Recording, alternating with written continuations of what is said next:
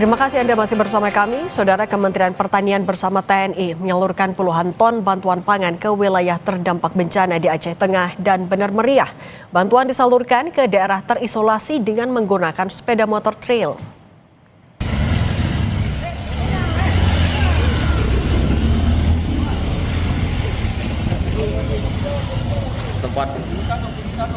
Kementerian Pertanian bekerja sama dengan TNI menyalurkan bantuan pangan bagi masyarakat terdampak bencana di Kabupaten Bener Meriah dan Aceh Tengah. Sebanyak 10 ton beras didistribusikan melalui jalur darat dengan melibatkan 100 prajurit TNI bermotor dari Korem 011 Lilawangsa. Pendistribusian menggunakan motor trail dilakukan untuk menjangkau wilayah terpencil dan medan sulit. Setiap personel membawa sekitar 25 kg beras. Jalur alternatif untuk pendistribusian logistik bisa dilalui untuk memastikan bantuan sampai ke daerah terisolasi. Penyaluran ditargetkan selesai dalam waktu 2 hari.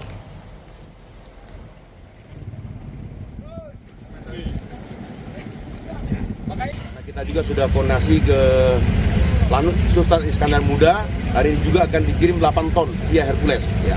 Jadi nanti spesialisasinya untuk Korem ini adalah daerah-daerah yang sangat terisolir, yang tidak tersentuh atau yang belum tersentuh atau jarang tersentuh oleh bantuan-bantuan yang selama ini sudah mengalir ke masyarakat. Hamparan tumpukan kayu terlihat di area Pondok Pesantren Darul Mukhlisin yang terletak di Desa Tanjung Karang, Kabupaten Aceh Tamiang, Aceh. Lumpur, sampah, serta tumpukan kayu memenuhi area masjid dan lingkungan pesantren. Pembersihan terus dilakukan prajurit TNI sebagai bentuk respons cepat pemulihan pasca bencana banjir dan longsor. Lumpur yang mengendap di dalam masjid mulai dikeluarkan, sementara halaman dan selokan secara perlahan mulai ditata kembali.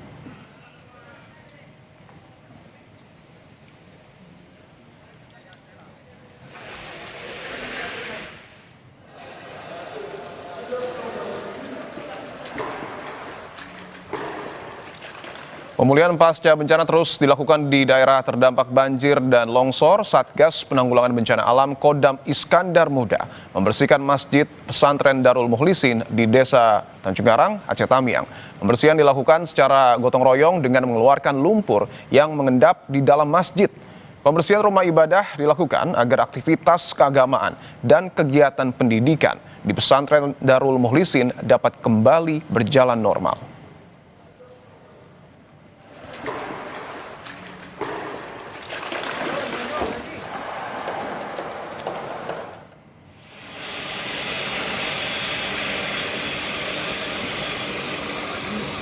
Di tengah pemulihan pasca bencana banjir dan longsor Sumatera, TNI Angkatan Udara mengevakuasi lansia melalui jalur udara.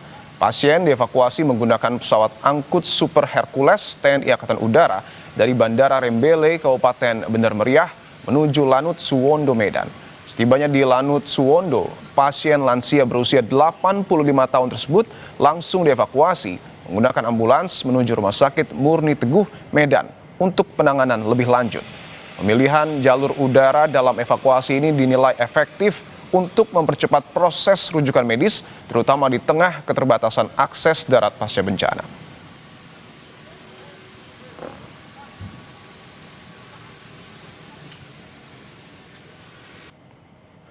Rumah ibadah yang menjadi fasilitas warga menjalani aktivitas kini menjadi salah satu prioritas pembersihan pasca bencana.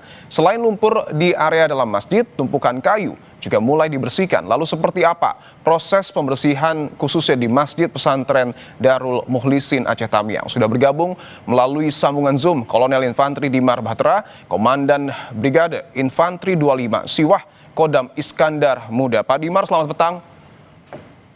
Selamat petang, Mas. Ya, selamat petang. Pak Dimar, mungkin bisa disampaikan proses pembersihan sejauh ini sudah seperti apa? Sudah berapa banyak kayu yang kemudian dibersihkan? Baik, terima kasih, Mas. Jadi kita dari Kodam Iskandar Muda sudah khususnya di titik Masjid Pondok Pesantren Darul Mukhlisin ini kurang lebih sudah sekitar 5 hari. Jadi di tahap awal kemarin kita pembersihan masjid. Masjid sekarang 95% sudah oke, lumpur semuanya ketebalan kemarin 60 cm sudah semuanya dibersihkan. Dan sudah bisa digunakan untuk beribadah dan beraktivitas dari teman-teman yang masih bekerja di sini. Demikian. Oke, alhamdulillah masjid sudah 95% membaik ya Pak, karena saya juga sempat ke sana dan memang tebal sekali lumpur yang ada di sana. Yang menjadi tantangan juga soal kayu Pak, karena di hamparan Pondok Pesantren Darul Mukhlisin ini luar biasa banyak kayu yang ada di sana. Proses pembersihannya sejauh ini seperti apa? Baik, terima kasih. Jadi ini kita dari 3 hari yang lalu sudah mendapatkan perkuatan full bantuan alat berat dari seluruh pihak dalam koordinasi terkoordinir oleh BNPB. Jadi termasuk ada bantuan perkuatan dari pasukan Angkatan Darat, yakni dari Zipur 10 Kostrad dan Batalion Teritorial Pembangunan dari Depok. Jadi kita bersama-sama saat ini alat berat semuanya total kurang lebih ada sekitar 40. Jadi 30 eksavator dan 20 doser, kemudian ada 60 senso. Jadi kita bersama-sama dengan seluruh pihak, TNI, kemudian ada BPJN, kemudian ada BNPB tentunya, rekan-rekan dari kepolisian dan seluruh termasuk Kementerian Kehutanan, pemerintah daerah tingkat 1 dan 2, semuanya kolaborasi termasuk dengan relawan untuk membersihkan kayu. Ya, demikian. Oke, ada 40 alat berat yang digunakan. Untuk proses pembersihan kayu ini Pak, kayunya dibawa kemana? Jadi begini, kayu ini nanti konsepnya adalah diambil, dipisahkan antara yang bisa dimanfaatkan dan tidak bisa dimanfaatkan. Yang tidak bisa dimanfaatkan nanti akan ditimbun di dalam areal perumahan pondok pesantren sehingga akan mengurangi mobilitas dan nantinya juga akan menjadi tanah, bahkan akan mampu meninggikan level halaman dari pondok pesantren. Kemudian yang bisa dipakai nanti akan dikelola oleh pemerintah daerah dan kementerian atau dinas sosial, nantinya akan dimanfaatkan untuk hunian masyarakat yang saat ini terdampak, nanti akan menjadi bagian untuk membantu masyarakat baik dalam konsep mandiri, hunian sementara sampai dengan hunian tetap. Demikian. Untuk estimasi waktunya Pak, karena sekali lagi bahwa hamparan kayu itu begitu banyak, begitu luas, estimasi mungkin target selesainya untuk pembersihan kayu ini sampai kapan? Baik, untuk di titik Pondok Pesantren Darul Mukhlisin ini kurang lebih 1 minggu. Ini untuk kayu yang bersifat kayu besar dan bisa dikelola, termasuk yang sampah-sampah kecil ini kurang lebih dalam 1 minggu ke depan, insya Allah bisa dibersihkan. Meskipun masih ada lapisan-lapisan lumpur dan sampah-sampah kecil yang itu juga butuh waktu karena sebagian masih terendam air dan ada lumpurnya dan itu butuh waktu. Tetapi yang pokok kayunya 1 minggu ke depan mudah-mudahan bisa lebih cepat bisa dibersihkan. Ya. Selain fokus di Pondok Pesantren Darul Mukhlisin Pak, untuk tim Pak Dimar sendiri ini bertugas di mana saja? Apakah juga membersihkan tumpukan kayu lain ataupun material lumpur di wilayah sekitar?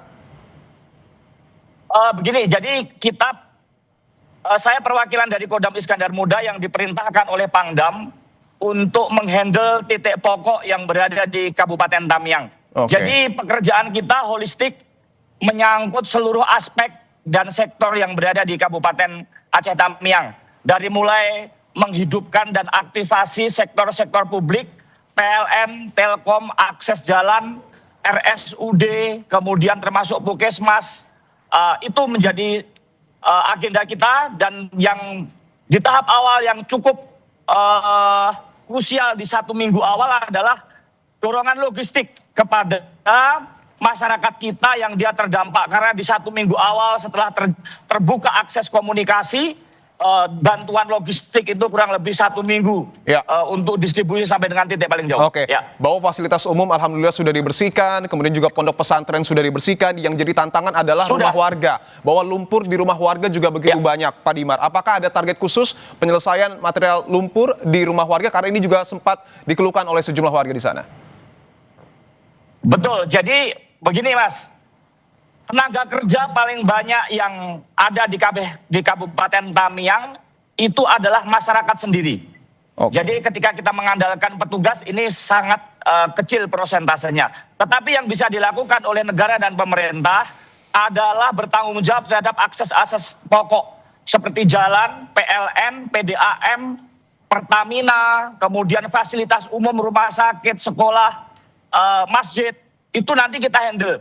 Ketika jalan itu nanti udah kita bersihkan, masyarakat dia bisa bergotong royong mengeluarkan lumpur dari rumahnya ke depan. Sehingga nanti di situ akan ada kendaraan yang akan mengangkut, membuang lumpur-lumpur itu ke sektor yang ditentukan oleh nanti pemerintah.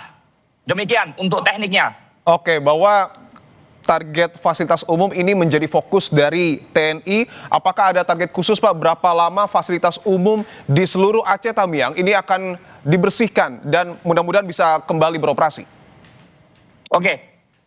Fasilitas umum saat ini semuanya sudah berada di level 60 sampai dengan 75% lah. Ada beberapa titik yang sudah sudah clear, ada yang sekitar di persentase 60. Itu target dan gambaran situasi sampai dengan progres sejauh ini. Kalau fasilitas umum ya, fasilitas umum seperti kantor bupati, kemudian jalan, rumah sakit, kurang lebih 60 sampai dengan 80%. Baik, terima kasih Kolonel Infantri Dimar Bahtera, Komandan Brigade Infantri 25 Siwah, Kodam Iskandar Muda. Terima kasih dan salam untuk prajurit TNI di sana, Pak. Terima kasih. Mohon doanya. Saudara, jelang Natal, sejumlah gereja di Kecamatan Batang Toru,